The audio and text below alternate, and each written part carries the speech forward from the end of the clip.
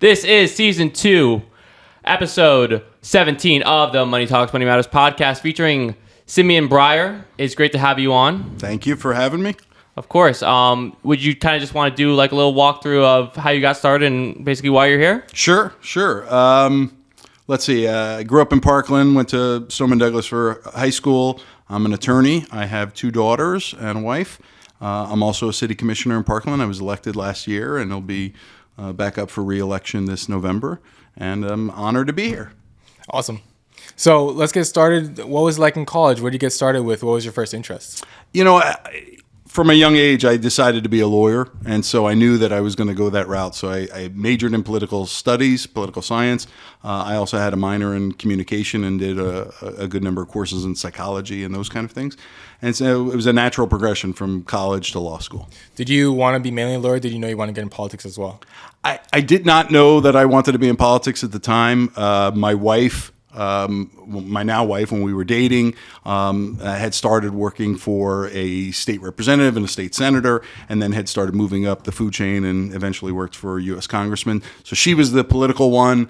I was the one who went with her to events and never really had much of an interest in politics. I always paid attention, especially to the national stuff, but then decided, especially after the shooting at Douglas, raising kids here in Parkland, I decided that if I wanted to be part of the solution, that I would go and run for office. And it was, definitely getting out of my comfort zone, but I'm so glad I did it. And, I love the city I grew up in, and my job is not to screw it up. Parkland's a great place to live. It's grown from about 1,000 people when we first moved here, when my family moved here, to now 35,000. And so my job is to not mess it up. How much time do you spend on each area of your skill set as far as the lawyer profession and then the commission profession? Where it is? Yeah, so each one of the commissioners and the mayor have full-time jobs, separate and apart from their service to the city. So I'm a corporate litigation attorney. I'm with a large national firm of about 800 lawyers. So that's a pretty demanding job. And the city stuff is definitely a passion. And it's as much as you can put into it. So I try to be at as many events around the city as I can, part and parcel because I'm a commissioner, but also because I love it. And, I love seeing, we've got tons of friends in various communities. My wife, working for a congressman, is always at events anyway, so it's an easy transition for her and I to go. But we try to be as active as we can. So the city stuff, as I said, it's as much as you put into it. And for me, it's something that I enjoy and love. And so, I try to be, fully engaged. What were some of the things that set you up for success along this path from choosing to become a lawyer? What were some of your best steps that you took that launched you into all this stuff? Sure. I always took it seriously. When I was in high school, I messed around. I was, whether it was playing sports or I was in theater or trying to date girls, I was always sort of scattered. When I got into college, I buckled down. And I remember my first semester, I worked really hard and I got an A-, which when I was in high school, if you had told me I got an A-, I would have jumped for joy, right? But I got an A- and I was pissed.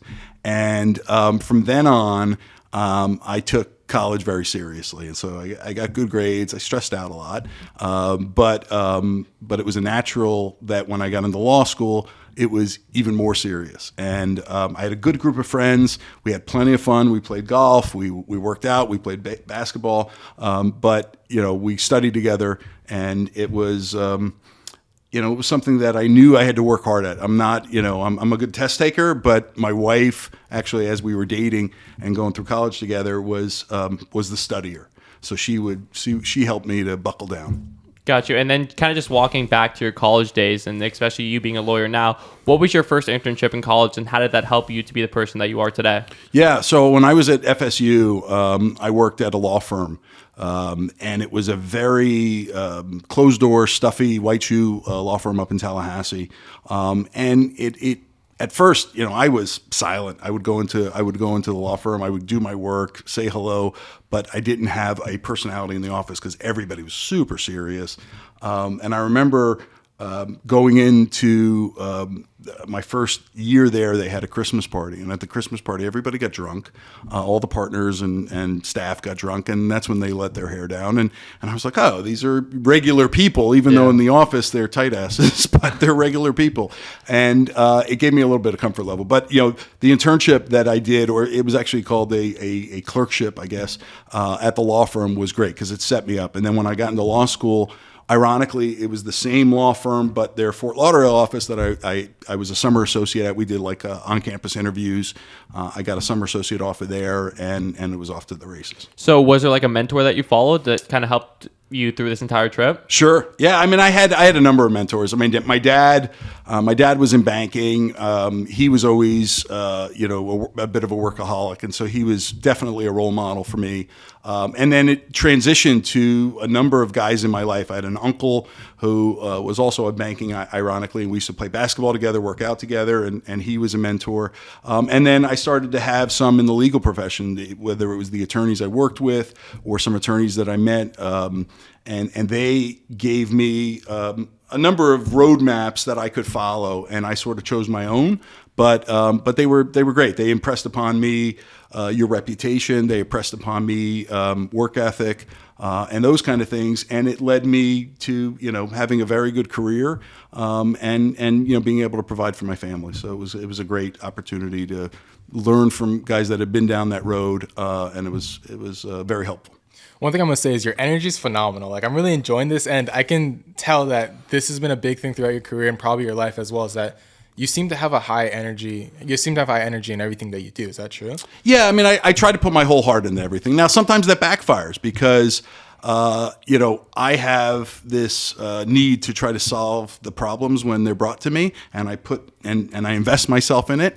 And oftentimes that means that I'm stressing out more than the people who cause the problems. Yeah. and so there's that's going back to full accountability. And there's pros and cons with that. So, I wish sometimes I could detach myself, but, I'm in the business and the city stuff is not much different, but I'm in the business as a lawyer of solving people's problems, especially in litigation or pre-litigation. They come, they've got a contract that maybe they shouldn't have entered into, that somebody breached or somebody screwed up, and now I've got to fix it. And so sometimes I take that a little bit too much to heart because I care about people, I want to help.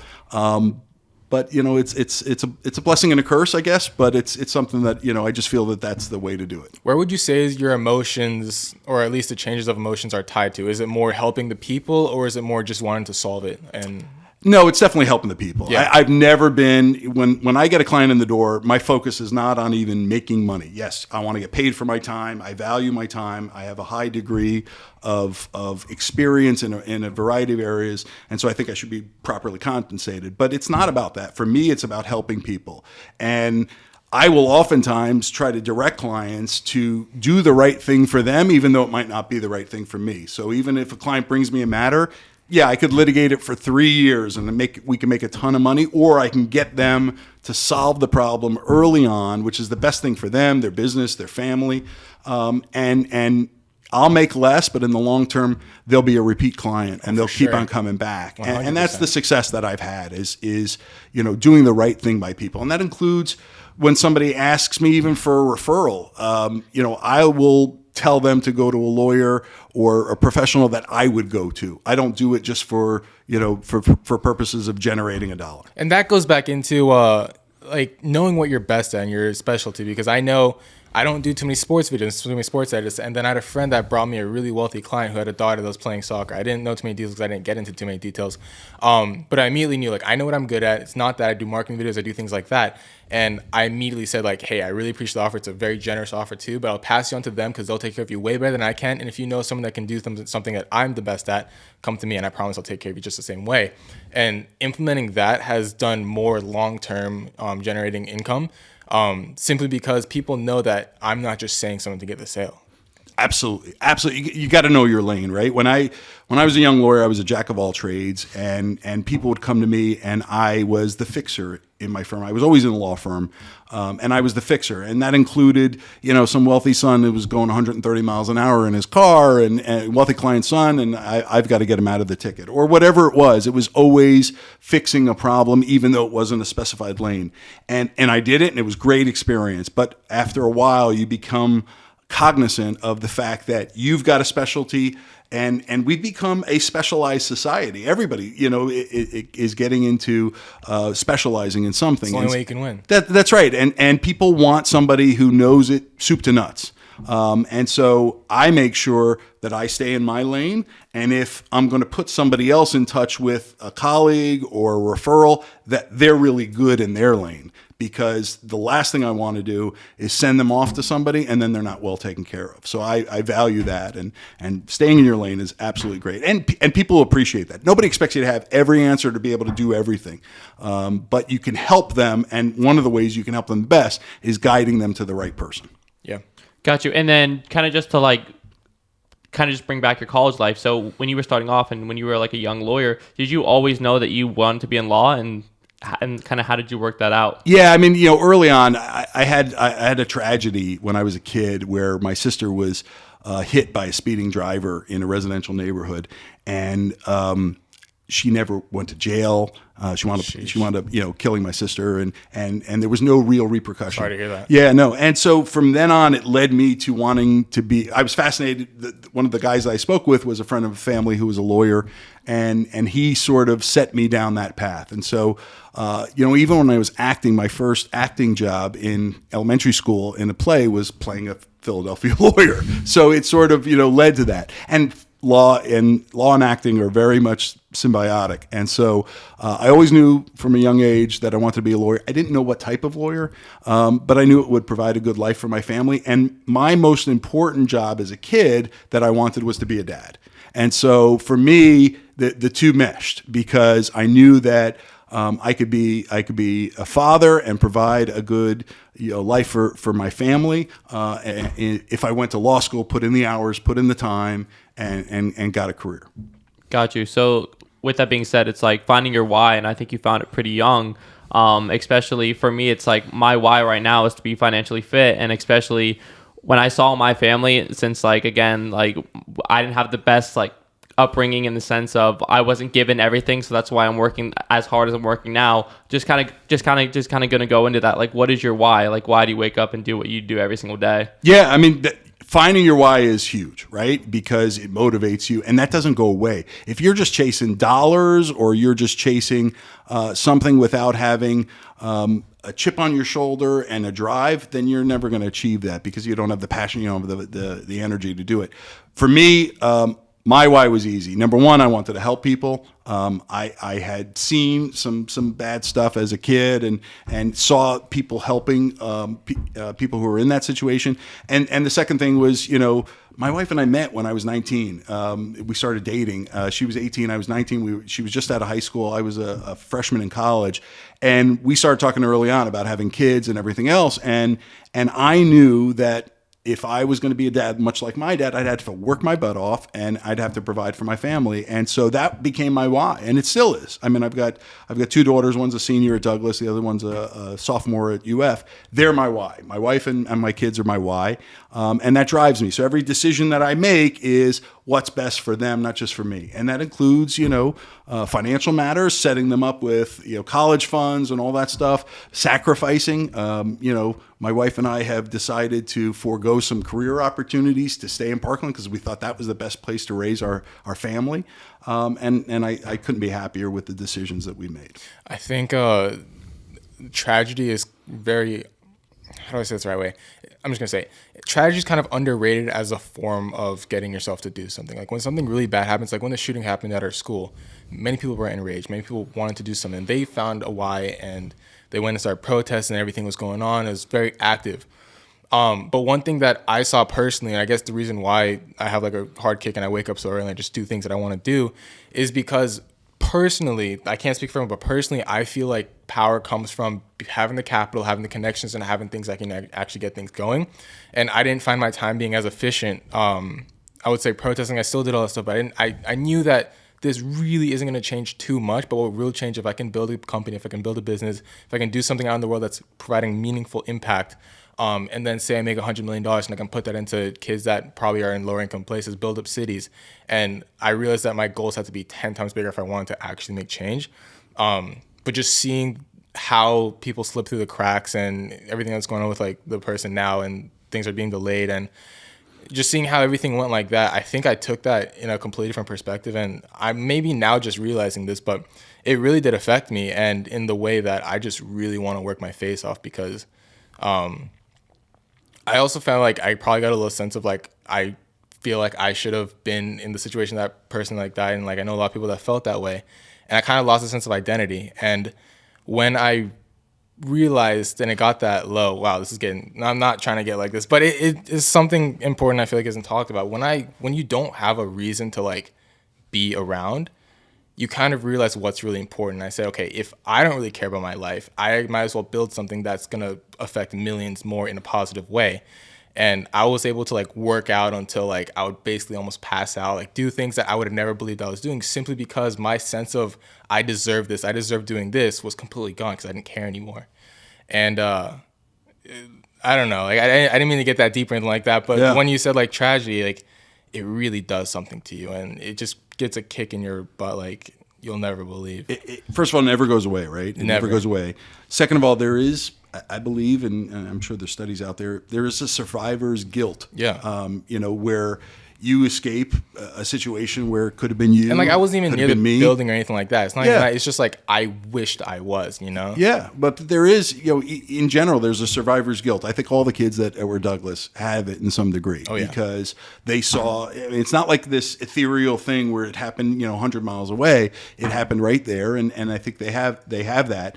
But my message to all the kids who inspire me is make your life matter. Yeah. You went through it. We all went through a tragedy, the whole city and town, and especially the kids that were there.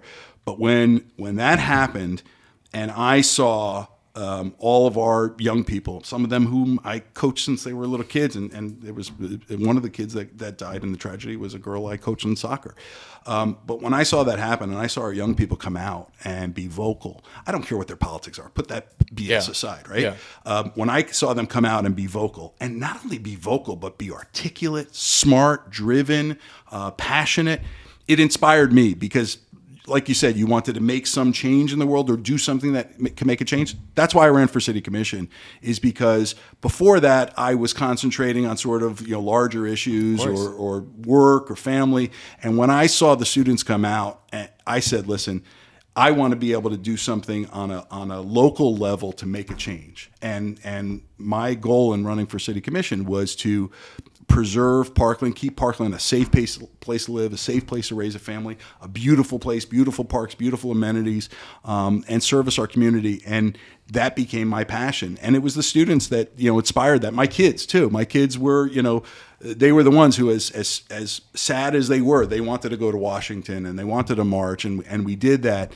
And it became less political. It became more about getting involved with your community more intimately, helping those who are in need. We've got tons of people in our community who are still struggling with mental health issues, and places like Eagles Haven and some of the charities that worked at. I mean, look at all the families that lost loved ones and then took that tragedy, that pain and suffering, and put it into a positive, momentum that they built foundations and charitable organizations that are helping schools, raising money, helping children, preventing this from happening elsewhere. And I think that's amazing. And, it's definitely what motivated me to get involved.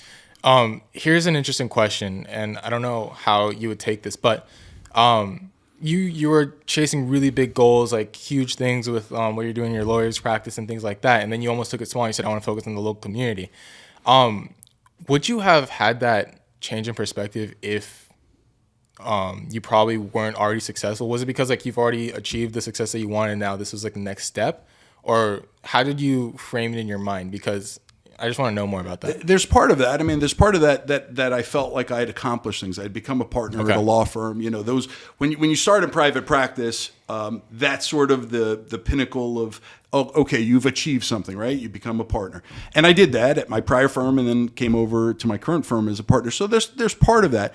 The other thing is that I found that the relationships that I had with people in the community, that I could help. They everybody sits Yeah. around the table and they all talk about how this should be this way or that, but nobody's doing anything. And so I felt like, well, shoot, I could do something. I know the community, I love it, and I could help to make that change. And people who have been here for a long time, including the shooting, have looked at Parkland and they love it, but they've said, here's some changes that are going on that we're not crazy about, and whether it's economic driven or environmentally driven, whatever it is. And so I thought that I could do that, and so that's a big thing too, because I know a lot of decisions are being made with very emotional and like understandably, but it was like, I feel this way, so it should feel this type of way. And the fact that you came in knowing that you have that logical sense of thinking as well, and you said you can see both sides because you've felt both sides and you know what it's like to be fully, like, I'm sure in the lawyer practice that you've been in situations where like you have to make the logical decision even though some things may feel wrong. Absolutely.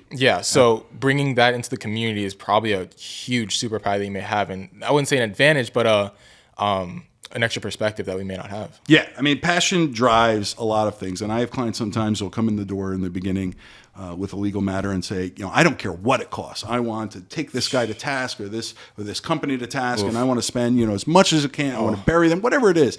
And there becomes a point where it's principle versus principle, AL versus LE, right? It's my passion, my emotion versus dollars and cents in the sense of not only CENTS, but SENCS, SENSE. Yeah. Because I have to be the one, like a therapist, sitting down and saying, listen, I know you're angry, or I know you're upset, or I know you feel betrayed, but you've got to do what's best for the business. You've got to do what's best for your family. You've got to do what's best for you. And sometimes that may not mean litigating for 3 years. Sometimes that may mean cutting your losses, going in a different direction, settling the matter, and moving on and making money somewhere else or whatever.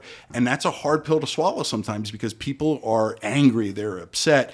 And so for me, it's very similar in this context, right? Because there's a lot of emotion driving it, but you also have to pivot and say, here's what's best for the common good. Here's what's logical. Here's the analysis that we've done, and this is the path we should take forward. And this is why I love everything about business. And in front of business is sales and onboarding people and things like that, because every good business owner knows the bridge between logic and emotion. And you have to understand both sides very well in order to sell a customer on a decision that with every piece of your heart that will be the better decision for them. And you have to convince them in a way that you feel them out and you tell them logically the same way. And it's a very, very unique skill that many people don't have. And the fact that you have it is very commendable. Oh, thank you.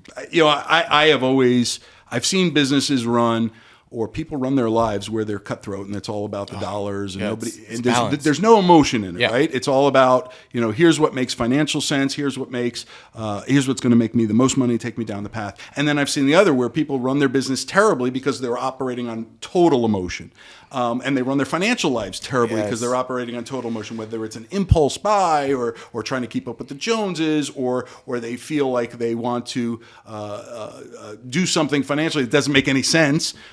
So you've got to keep that middle ground. And I think the best business people and the people that are not only successful but also beloved are the ones that are able to merge those two things. They're able to take the emotion, like you said, they're able to take the financial logic and sense and put them together. They don't divorce themselves from either, but they merge the two of them and then make a logical decision.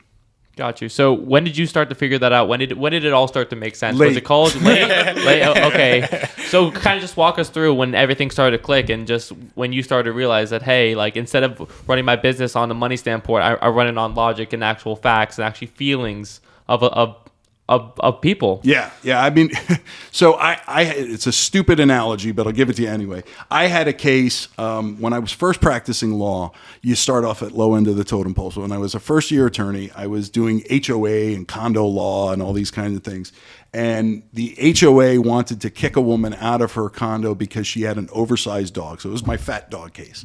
And they had restrictions in the condo docs that said you couldn't have a dog over a certain weight and everything else.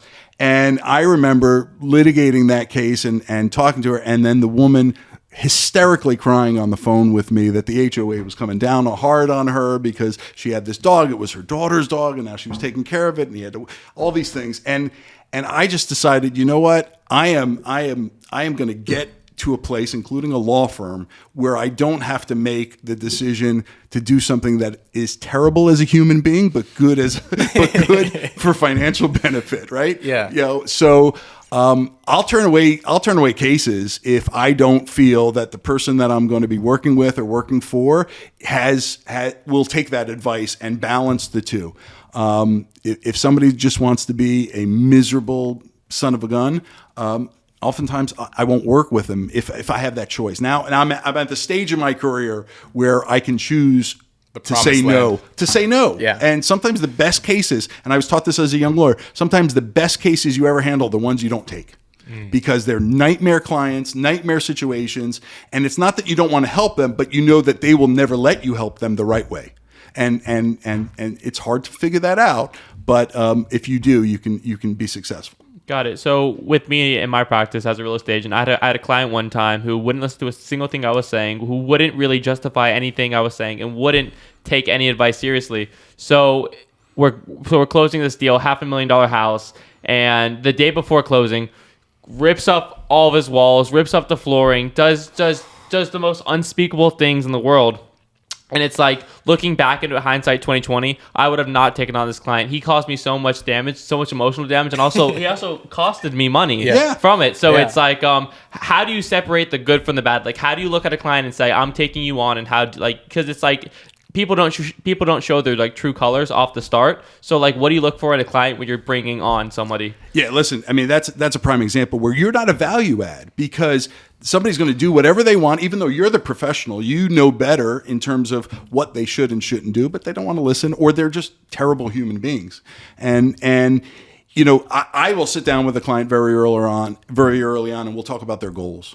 And one of the telltale signs for me of goals is making the other side miserable. I'm not a divorce lawyer for a reason, right? Divorce lawyers, and there are many good ones out there, many that don't follow that, but oftentimes in a divorce, everybody's so emotionally charged that they want their lawyer to be the hammer to go nail the other side. And I just don't want to be that person. Yeah. Now if somebody does something wrong, if somebody's stolen from a company or they're in breach of their contract and blatantly in breach of it, we'll go after them and we'll litigate the case and enforce the provisions, enforce the law. And I have no problem with that. I have no problem with holding somebody's feet to the fire and taking them to task.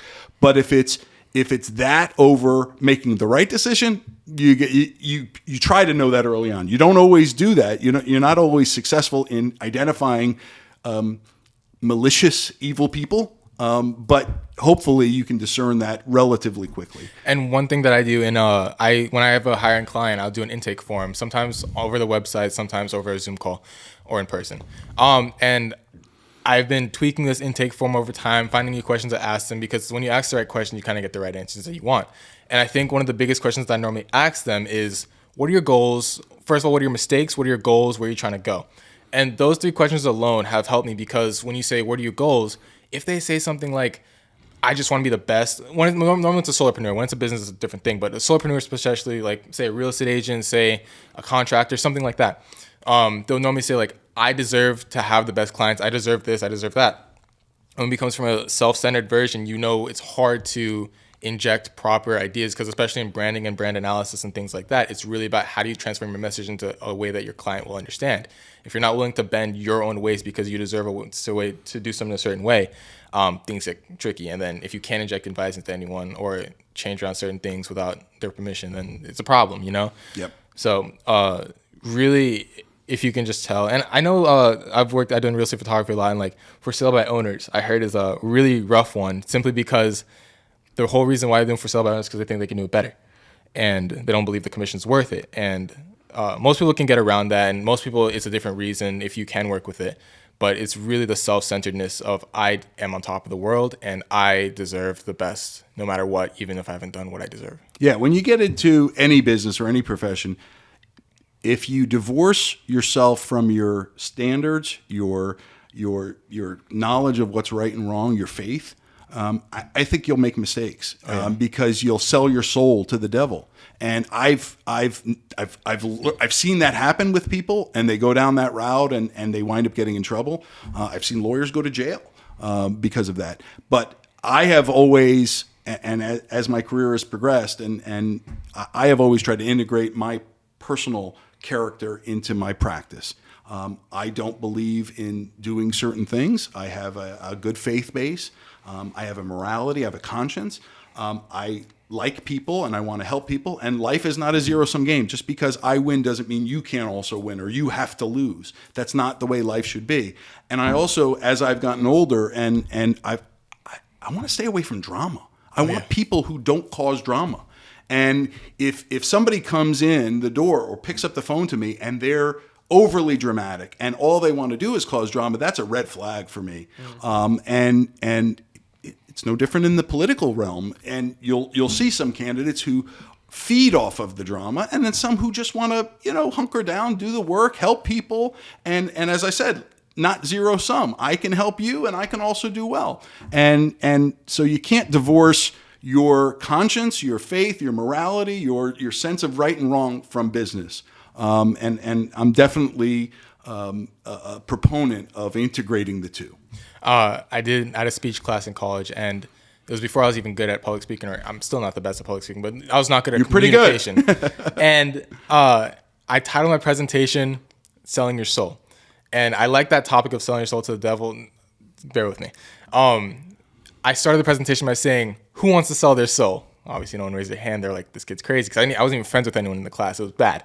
And I took a presentation on saying how not only is selling your soul to the devil like just not doing things in Christian ways or things like that, but it can also just mean going against your morals, going against your values, and making decisions that will set you up for failure in the end, like having kids early on, and then now you can't really chase your dreams as much as you'd like to, or just different things like that where it feels good in the moment, like not saving properly, not setting up your 6-month fund, not doing things like that. And that's another way that I consider selling your soul, because if you aren't taking the steps to better your future self, then you're gonna fall, and then you're gonna be feeling like you don't even have a soul because you're doing things simply just to get by. Yes. No one's perfect. None of us are perfect, right? No doubt. But as you're going down the path, it's very easy to take a slight detour. And as you take a slight detour, you take another one, take another one, take another one. And no longer are you going down the path. Now you're really off course. And there's no difference with life or business, because somebody is married and they start to flirt, or and that starts them down a path where eventually they're divorced. And sometimes divorces are unavoidable, but oftentimes you can trace it back to something. Same thing with business. The business is going well, and all of a sudden they take a slight detour and they decide, you know what, I'm going to fudge my taxes a little bit, or I'm not going to count that, or I'm going to screw over this vendor, whatever it is. And all of a sudden you'll see them off course. I get the benefit of that 10,000 foot view because oftentimes my clients have come, and whether it's intentionally or unintentionally, they're off course. And so I get the benefit of seeing the pros and cons of doing it the right way versus a different way. There are plenty of people who, again, not perfect, but stay on course and keep their morality and keep their integrity and keep their reputation, and they do awesome. They do amazing. And they have the longevity. They're the ones who have the longevity. It's the ones who detour a little bit, who may be super successful for a while. They're like a comet, right? They're super successful, and then they fade out. Either they get in trouble, or their personal life collapses, and therefore their financial life is in ruins. So I absolutely believe in that, and it's part of your values, part of your core morality, part of your faith, and faith gives you a lot of those building blocks. And so it's definitely a part of my life, my practice, the way I try to run my home, my business, and also my public service.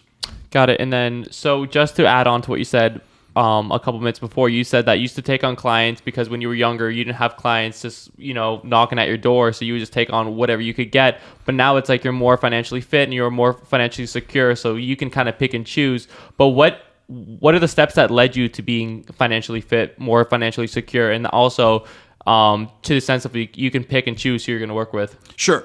I mean, when I was when you're a young professional in any profession, generally, you don't have a choice. They hand it to you. And so that's what happened to me, right? When I was at one law firm, whatever I was handed to, I had to work on, including if the lawyer was terrible, if the client was terrible, whatever it was. And that happens. And you cut your teeth and you learn the ups and downs of that, the pros and cons of that. And you get to hopefully a stage where you're in a position either because your business partners or your firm or in the real estate, the broker, the agent, all have the same mentality as you, or you just do it yourself if you're an entrepreneur or if you're an independent. For me, as a lawyer working in a large law firm, there were certain firms that I would never work for. I learned as I was going through this because they had one philosophy, which was anything in the door, as long as we can extract money from the client, we'll take and we'll do. And then I've gone, now I'm with, and this is, a path that I have chosen purposely. I'm with a firm that has that sense of it. It's more of a family atmosphere, even though they're a very large firm. It was founded by two partners, and then their family members came on. So it's definitely got that collegiality and family firm, Cozen O'Connor, and I'm also a partner now, and I'm bringing in my own clients. So I have the ability to say, this is a client I choose not to work with. And there have been financial repercussions for that. There's always financial repercussions. I won't make the money that I would have made with that client. But I believe that in the long term, I'll be more successful. Yeah. I'll be happier. I put my head on my pillow every night because I know that I've tried to do my best. I've done the right thing. I haven't tried to hurt somebody or screw somebody over or violate some law that's going to put me in jail or take me away from my family. And we have enough stress in our lives. There are enough issues in life in general that you can't control. Sickness, death, a loved one falling down, whatever it is that you can't control that'll give you reasons to not be able to put your head on your pillow at night. The last thing I want to do is create those or manufacture them because I have taken a shortcut or taken a path or worked for somebody that I don't believe is on the up and up. And I've turned down job offers to go in-house or do something else with people who I didn't believe were people that I could stand behind, that I believe were of the same ilk. And so, certainly there's been financial repercussions, but I think it's worth it in the end because I have a life and a wife and a kids, and I've got to teach my kids the same mantra that I'm speaking right now, right? I've got to teach them that, and I want them to follow that. And so the last thing I want to do is be a hypocrite and take a path that I wouldn't want my own kid taking. What point did you become financially literate? It was late. I mean, I'll tell you, my dad was in banking. And it's like a dentist with bad teeth. There are a lot of bankers out there who know the business, know everything else, but don't teach those around them and are focusing on their business. I was never, a saver. When I was younger, I was always going out and buying a new car or leasing a new car, whatever it was. And it took me a while. And one of the best things I did is there was a guy who came in to talk to me about investing in life insurance for my kids, and he gave the whole speech of God forbid anything happens to you and anything else. And that started me on the path of, all right, I'm going to take out this additional life insurance. Went from term to whole life insurance. I'm going to put some money away for my kids. I had some friends of mine who were much older than me, who had kids that were older than mine, and told me, what they were going through in terms of paying for college and all these other expenses. So I did the Florida prepaid, I did a 529 plan, and I started investing for my kids' future. And I'm now at a point where that's paying dividends. My one daughter's a sophomore, the other one's going into college next year, and I've yet to stroke a check to the school because between Florida prepaid, Bright Futures, and everything else, we've got money set aside for her. I'm also, I think I'm one of the first in my family to ever go to law school. And so I have plenty of family members who didn't go to college, didn't graduate high school. Some of them, my mom's family were immigrants from Italy and other places. My dad's family grew up on the Lower East Side of Manhattan in a very poor area and had to pull up their bootstraps and worked in the garment industry or whatever else. And so they weren't business professionals. They were immigrants, and I've seen that, and I've seen struggle. I've seen times where, not that we ever had an issue with putting food on the table, but I've seen family members who have struggled financially, and that has led me to say, I want to, even if it means sacrificing, luxuries or exotic vacations or whatever else, I want to take the steps necessary to provide for my future, put away money in my 401k or IRA, or put away money for my kids, and live a more modest lifestyle. But in the beginning, it was hard because you're trying to keep up. You want the flashy car. You want the expensive watch. You want to take a cool vacation. And so when I was young and making money in the beginning of my career, I did those things and I learned those lessons the hard way. Not that it ever became a problem, but I learned, all right, I don't need a $100,000 car, or I don't need, a $20,000 watch. I'm fine with what I have. And you also look around and I hate to go back to the shooting, but tragedy helps you with that too, where you get perspective on life. Yeah. You get perspective on life. Important. That's right. And so you learn that. And I just came off a personal, battle with cancer and have gone through that. And it gives you total perspective that crap doesn't matter, because it can be gone in a second. People make money, they lose money. So if you save and you put away and you are comfortable, peaceful, that's a huge financial peace is a huge asset, and people don't value it enough. And what you guys are doing, I think, is tremendous, because young people, especially if I had started when I was your age, off to the races, it would have been awesome. I didn't do that. And now, so I'm doing it now, or I'm doing it, over the last 10 years or so. But financial peace is fantastic, because marriages break up because of finances. People take the exit out of life because of finances. Society in general is broken sometimes because of financial issues. So we've got to make sure that our young people know that, and they act smart with their money. It doesn't mean you have to go to college. It doesn't mean you have to do a certain path. But be smart for your future, and not everything is about immediate gratification. It's about the long term. It's about investing, and we're in a market now in Parkland where real estate has skyrocketed. And if you look at people who have done the investment and taken that, it is amazing that they have financially benefited. And I think our young people are really going to struggle, because how do they start that process? Breaking into a house in Parkland and buying a house and investing in real estate in Parkland, better than anybody, is now, it went from here to here as the starting point. Almost doubled. It's crazy. It's crazy. Yeah. And it's great in a sense for the people who have done that, but for our younger people, or for young married couples, or somebody who wants to start investing in their first home or whatever, the bar is now much higher. And that's got some challenges to it. Yeah, and especially I can speak for me and Darian on this one. I mean, the reason why we started this is because we saw that it was SOS. It was like a crazy stat. It was like $415 billion. That's how much Americans are in debt. Yeah, of 2020. So we're like, okay, something needs to change. And it's like not even in debt, but it's like kids who think that they can go out and finance this $30,000 car. Like I had a friend of mine, junior in high school, say, "Hey, Sean, love what you're doing.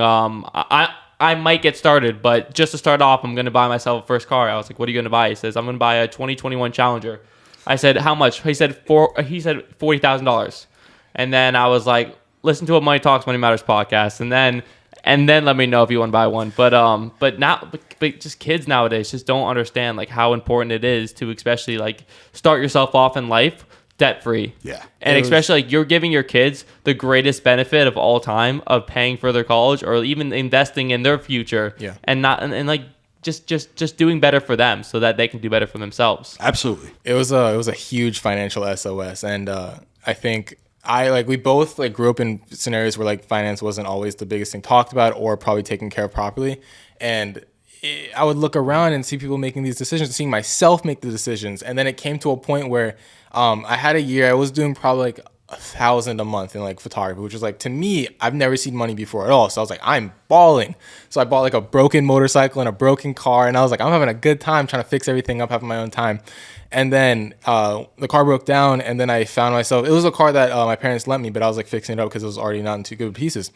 And when I found myself, when everything broke apart and didn't work, and I realized that was it, and I lost a few gigs, things just completely fell apart. And I'm stuck here with $2,000, no car, and I need to figure out a way to get to work. And I see myself buying a $1,300 Mustang that and it was still the BS in my mind. I was like, oh, it's stick shift, so you'll save money on gas. The random articles that would validate my feelings. And when I bought that, and then I had to put another $3,000 just to get it running, and then that broke down after 3 months. And it was just the whole thing of, I don't know anything. Like, I don't know anything when it comes to money, when it comes to decision making, when it comes to just peace, because I was stressed out of my mind. And I was like, something's got to change. So that's when I started to dive into the world of finance. And since then, it's just that mission statement of, and we look at the stats of what's going on in the world. This is a problem. Oh my God, it's a problem. It's crazy, and it's all over. I just watched Squid Game, which if you haven't watched it, is all financially based, right? People are literally giving up their lives to try to get back out of to selling debt. your soul. Type That's thing. right, selling their souls, and it is what you guys are doing is so needed because. As I said, I learned later on in life, but others, you can course correct at any time. It's never too late to course correct. But if you start out with the fundamentals that you guys are preaching, boy, you're in so much of a better position long term. Compound interest is something that really merits digging into because you'll see putting $100 away later on will be $1 million, and nobody appreciates that. And nobody, our society in general, we don't have people who are investing in their retirement savings. We don't have people who have any sort of savings account for the rainy day scenario, and that's what causes them to. Sometimes causes them to make bad decisions. They take shortcuts, or they're super stressed, and that affects their health. I mean, it's all these things. I mean, the ripple effects of bad economics or bad finances is immeasurable. So what you guys are doing is so valuable. And I think Albert Einstein said the best. He says, compound interest is the eighth wonder of the world. For those who don't understand it, pay it. For those who do, earn it. Yeah, absolutely. And so, as I said, what you guys are doing is so beneficial to our young people and beyond. I mean, I have a younger brother who's 12 years younger than me, who's one of my personal heroes because he course corrected. He did what everybody does. They get married. Well, not everybody, but most people. They get married and they've got to have nice cars. They got to buy a house. And eventually he saw that he was in debt. He owned a nice house that they had fixed up, pool and everything else, and realized they were house poor. They they were struggling just to make the payment, but they weren't enjoying their lives. And it was having an impact on his relationship and everything else. So they sold the house, took the money that they made off the house, paid off debt, started renting an apartment for a few years, and decided that they were never going to be in debt again. And it is amazing to me that they took that sacrifice and now they're reaping the rewards and benefits of that. So it's never too late to course correct, but it's also never too early to start. And I think there's a quote where it's like, live like no one else so one day you can live like no one else. And I think that's big, especially for you and your brother. So with that being said, so when it comes to finances, are you doing anything as like the city commissioner to like actually help the growth of finances, like, and especially like to expand the knowledge in the communities? Yeah. I mean, well, we are trying to. There's a couple things. Number one, I want the city to be fiscally responsible, and we have a very good focus on that in the city. We're balancing budgets. We're not getting into unsustainable debt. We're not getting in projects that may have a short-term benefit but a long-term penalty. Mm-hmm. So we're trying to be very fiscally responsible in the city, and that trickles down to taxes and everything else because sometimes there'll be decisions that have to be made where it's either we adjust the tax base a little bit or the city is in debt in 5 years and then we've got to adjust the tax base a lot, and that's going to have ramifications on property values and everything else. So I'm laser focused on that in the city, and our city manager and commission and mayor are as well because they're all business people, so they get it. The other thing is I want to make sure that we are providing all of the services that keep our property values high. We have right now highest property values that Parkland has ever seen, but we've got to make sure that we've got the accoutrement services, whether it's our fire rescue, whether it's our police, whether it's public safety, whether it is our parks and infrastructure, whether it is just the aesthetics of our city, so that we keep those high. It's also deciding which businesses shouldn't come into Parkland. Sometimes you can say, oh, we're gonna allow businesses in because we get a tax revenue, but that may not be the best thing long term for everybody's property values, and and their way of life, their quality of life. I want to keep Parkland a charming small town feel, although we're growing. And so there's definitely, a big aspect of finances that play into the policy that we set as the commission and the mayor in the city. And our city manager is laser focused on that. She has a financial background, so she is definitely on top of that, which is great. But it trickles into everything, your business, your personal life, and all of that. I mean, I have seen you look at people who are investing in the market in the last year, see the growth that they've had in this time, and it's amazing. But as I said, it's never too late to start, and it's never too early to start. I'm preaching it to my 20-year-old daughter who's got her own investment account. I'm preaching it to my 17-year-old daughter, but I'm also preaching it to my 39-year-old brother. So it's never too late to start, and it's never too early to start. Love it. Real quick, just want to go back to the financial piece and just reiterate how important that is, because first of all, before we jump into that, this is amazing what you're doing, and I feel like Parkland needs this tremendously, and to keep that same standard of finances is important. Because I've seen other cities where they had their ups, and then that one person came in and just did whatever was emotional again, and they just completely destroyed it. So to know that you're keeping that standard is super important, and means you're supposed to be there, really.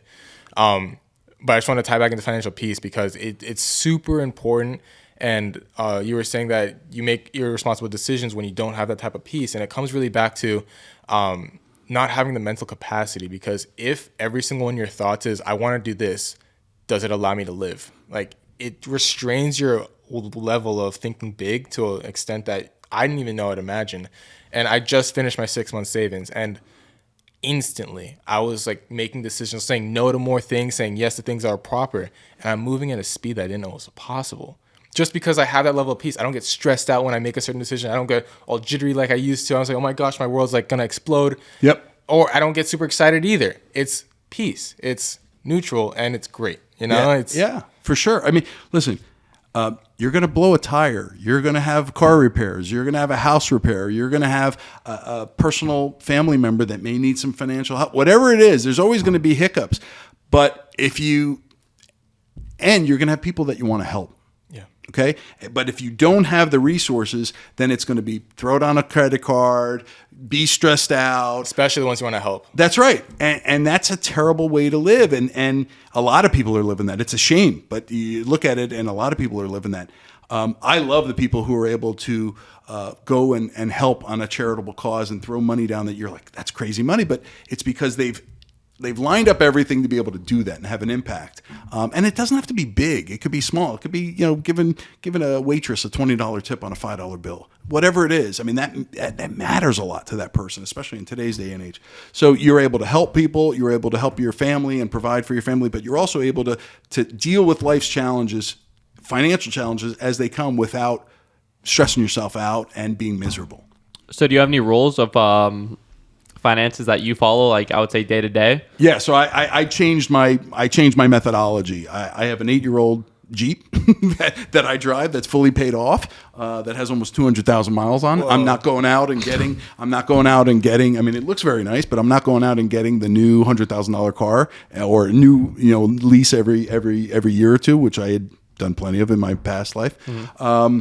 I have money that is taken out of my account, so I never see it. That goes into my retirement savings, goes into my Roth, goes into continuing to pay for my kid's 529 plan, even though one's in college, because I know she's going to go to grad school. I'm investing in my house because I know that that's going to pay off, and I'm going to be able to enjoy it. So it's a win-win. But we're also not moving to, even though property values are high, we're also not moving to a bigger house or a nicer house. We don't need it. And that's the part that people have to get over is, what do you need? What do you need to be happy in life? As I said, this last year, I went through cancer. I had surgery, I had chemotherapy, and it gave me perspective that I don't need a lot of money to be happy. I can be happy with less. I don't need a lot of things to be happy. I need my wife. I need my kids. I need my family. I need my friends.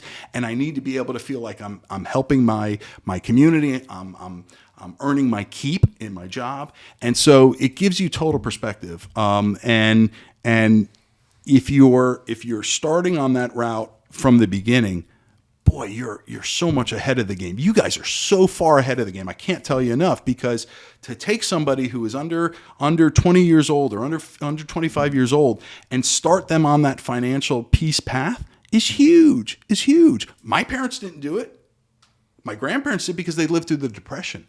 And they saw that I don't need a lot. So they stayed in the same, my grandparents on my dad's side stayed in the same union co-op, which became a condo on the Lower East Side of Manhattan, for their entire lives. They never went out and bought a big house. They never went out and bought, fancy things. But as they got older and they were more financially comfortable, they were able to take trips together. They were able to give to family members. They were able to provide for themselves in their later years when they needed, significant care as they were, nearing the end. And it was a huge role model for me. I have a great aunt and uncle who never made a lot of money, raised 4 kids, put them through college, lived a very modest lifestyle. But guess what? They retired early. They're playing golf and tennis. They enjoyed their lives. They were able to give to their grandkids. They were able to buy a place down here in New Jersey and go back and forth. And their lives were meaningful and pleasurable. I never saw them stressed out about finances because they lived, modestly. Now, if you make a lot of money and you've got it put away and you're doing all the things, you can go out and buy the fancy car, because to you, it's not putting you in a position where you're servicing the debt to the point where you can't handle it. It's a much smaller percent of your income. That's right. Yeah. That's right. And it's all about what you can afford, right? $10 to somebody may feel like $1,000 to somebody else. It's just the reality. Yeah. But if you're doing the financial things, God bless you. Go out and buy that $150,000 car, right? Yeah. If it's paid off, or you're not putting your family or yourself in financial debt, go do it. But it's priorities. That's right. And there becomes a point where, and listen, we have it here, right? We have a very nice community. We have a lot of nice houses. We have a lot of people who have a lot of money that they're making. But some of them are living, paycheck to paycheck. But you look at them from the outside and you're like, oh my God, they're driving, the expensive car. They're taking these fantastic trips. They're buying, designer handbags and everything else. But you don't know behind the scenes. And this is the fun part, because some people think we're kind of crazy for doing something like this in Parkland, because they're like, everyone has everything in Parkland. All right, I was gonna say something personal, but I'm not there yet to say that. But keeping up with the Joneses is even worse in areas like this, more than ever. It's not the areas where it's modest in like Fort Lauderdale or something like that, where even Fort Lauderdale is nice, but there's areas where it's modest and whatever. In Parkland, where everywhere the grass is cut, the trees are trimmed, everything like that, you want to make sure you don't look like you're an outsider. And it is easier than ever to buy that $40,000 car or anything like that, because it's uncomfortable to live modest, because that's not normal here. But little do most people know, the people that are actually living like the way they are did the due diligence before. Yeah. And that, as we have more conversations like this, we realize, and I think when we started this podcast, I learned that more than ever, because I thought that, but I wasn't sure. But as we had conversations with the real heavy hitters, the ones that were doing it, their families taken care of, everyone's good, they slept like on a couch at one point. Like it was, and it just goes to show that there's so much more behind what's really seen. And the whole point of this is to show that. Yeah. What you're doing is especially relevant, even more so in Parkland, because of what you just said, right? We have made, and I'm as guilty of it too, we have made very nice lives for our kids. We have brought them into a community that is safe. They don't have to worry about walking down the streets and getting robbed or mugged or killed or raped or anything. We have brought them into a community that has beautiful homes and landscape and parks and everything else. And you see the lifestyle that people are leading, the cars they're driving, the clothes they're wearing, the trips they're taking, the jewelry they have. And it is human nature to want to be competitive or keep up with that. But our young people are put in a position where oftentimes they're starting from ground zero, because they don't have the knowledge that you guys are trying to impart to them from their parents or their grandparents. So they're starting with no financial acumen, and they're going to try by nature to try to keep up and to try to live the same lifestyle that their parents or their neighbors have lived. And without the background that you guys are giving them, it's going to be not only impossible, but it's going to put them in a hole that they may never be able to dig out from. So it happened. It's scary. It is. And so Parkland is an even better place to do it, because listen, I'm a car guy, right? I love cars, so I love looking at all these cars. And back in the day, I had everything. all the different cars. But now I'm at a point where I see somebody with a nice car and I'm like, that's fantastic for them, but I don't need it. And I have had the benefit of having some good friends of mine who are far more financially independent than I am right now, who are far more savvy in terms of the market and investments and everything else.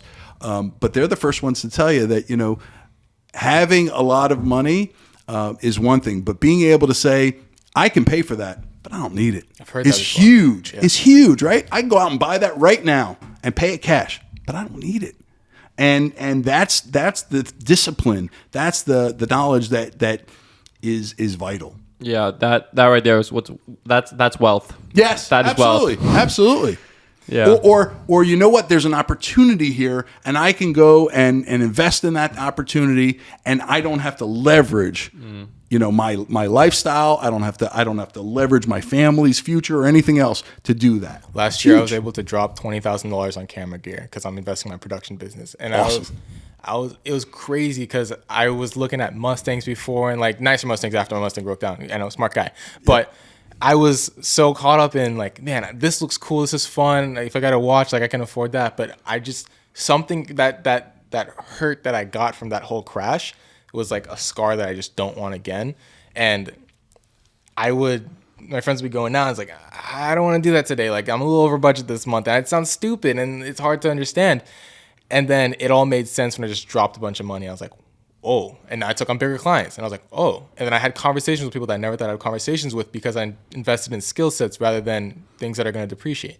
Yeah. It's not even about to depreciate an asset because you can buy stocks that are depreciating. It's not just about that. It's more what's useful to you most right now. And I found that investing in my skill sets and investing in things that are going to drive what I love to do and what I feel is fulfillment, that energy that I can get from that is just it has been already. It's just skyrocketing me into places I never thought I'd even go. That's awesome. And listen, we're a long way, and I keep on going back to it because I view my grandparents and some of my relatives who went through the Depression as being, the people that I should model myself after, because they saw when there was nothing. They saw when they didn't have enough food on the table. So you talk about the luxuries that we have in our life, and their lifestyles were changed as a result of that. They made decisions later on as a result of that where, they were maybe to a fault at times fiscally tight, where they knew that they had to provide for their family, they had to provide for themselves for the long term, and that things could change like that.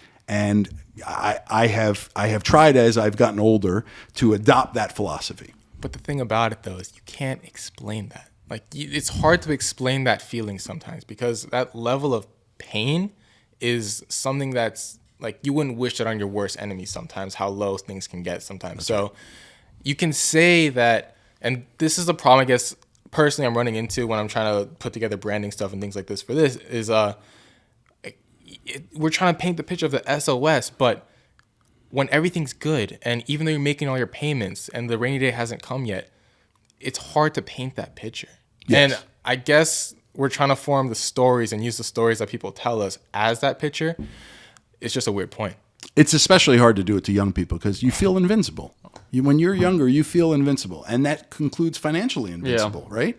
You feel like you're always going to be able to make money. You're always going to get more. So I'll buy something on the spur of the moment, or I'll go out and leverage myself and get into debt. But our system, unfortunately, is built on trapping people in that debt cycle. Our system is built on credit scores and everything else. Why? They want you to get in debt. The businesses thrive because you are paying outrageous interest on your credit cards, or you're paying, you're leasing a car and every 3 years you're getting another one and getting back into the debt cycle, or you're buying a house that you really can't afford, let alone the maintenance of the house, but you can't afford to pay the mortgage, or you're just barely making it. So our system is built, people make a lot of money because other people are in debt. And so we've got to learn from that. But it is. I get it that it's hard to speak to the audience that you're trying to capture because you feel this, and I did it at 18 or 19 or even later, you feel financially and physically invincible. And so, you can give them all the lessons, but you're right. If they don't live through it, it's hard for that to resonate, but you got to keep on preaching it. And you guys are going to be the role models for success, because people are going to see what you're doing, not only with this podcast, but in your personal lives, and going to see that success. And it'll trickle to your friend base. It'll trickle to your fan base and to the listeners, and it'll have ramifications that you won't even be able to appreciate right away, but it'll show down the line. So keep on doing it, because our young people, especially in this community, need it. And it's a value that it can't be overstated. Got you. And then kind of just to finalize things, and especially this being the last question, since you talk about starting off so young and how it's such a benefit to be so young, what would you have done differently if you were younger? Like looking back now. Yeah, I mean, my wife and I got married very, very when we were young and started having kids and bought a house and did all those things. And I don't regret any of that, because we've raised our family and have lived in a nice place, and my kids are doing well. But what I would have done is I would have sacrificed the luxuries that I thought I needed at the time for investing in my future, whether that was investing in more real estate. I mean, I look at the Heron Bay Golf Course as a prime example, right? We're dealing with that issue in the city. That Heron Bay Golf Course sold not too long ago for about $4 million. Now look what it's worth, and look at all the fighting that's going on over, right? And I've preached that to the city since I've come into the commission, that our investment in land, and we've acquired some parcels of land here and there, or maintaining parcels of land, is going to pay dividends in the long run, because they're not making any more of it. And so I wish as a young person I had appreciated that, and I would have foregone the fancy car with the big lease payment, or the exotic trip, or whatever it is, the luxuries that I didn't really need, into, you know what, I'm going to put money away so that I can buy that townhouse and start to rent it out, or I'm going to put money away so I can invest 10 grand into that business or that stock.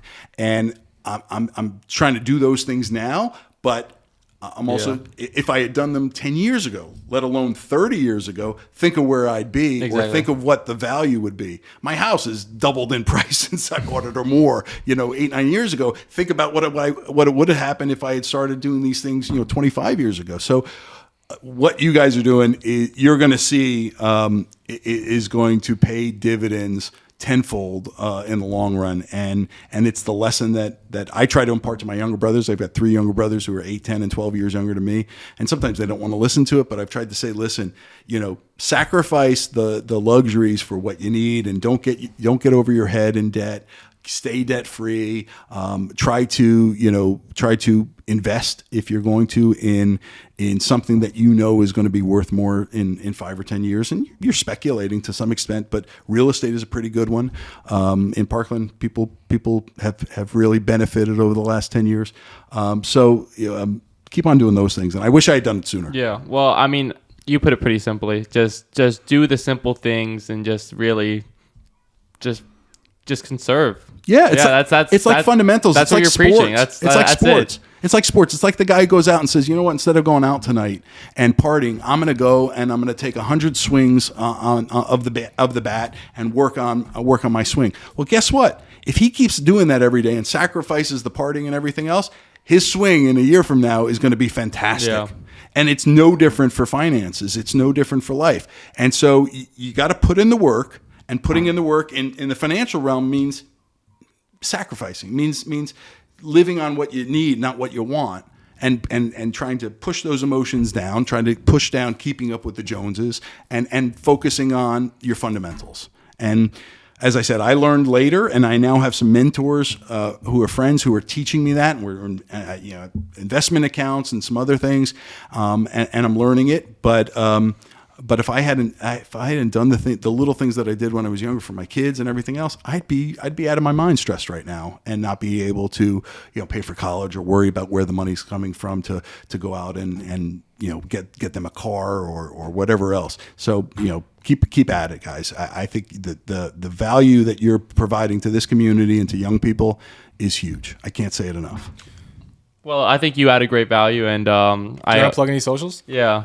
Well, so I am on Facebook. I'm on Instagram. I'm running for re-election coming up. I want people to get involved in our community. Come out to our commission meetings. I want people's voices. We have a number of issues going on in the city. The Heron Bay Golf Course is one. I want to hear from people about their views. And I just want people to get more involved in our community. We have the anniversary of February 14th coming up. We're going to have a ton of events for the community, for the families. Show some love to them. Show some love to all the kids and their families, because it's not just the ones that suffered immediate, loss of life or anything else. Everybody is suffering, and just get plugged in, because the benefit. I see people in our community who have become my inspirational heroes, and you say to yourself, man, they're spread so thin. They're doing all these things, whether it's community charities or helping out with some of our most in need residents, and then you look at them and they're happy. They're so fulfilled in life, and you say to yourself, they're running around ragged, but they're super happy, and it's so rewarding. So get involved in your community. Come out to all the events that we're having. You'll enjoy it, and you'll give back, and it's what we try to do. What we try to teach our kids. So I appreciate the time. I'm honored to be on here with you guys. Keep at it. Anything I can do to help, I'm here. Thank you. Appreciate it. Thank you. Thanks, guys.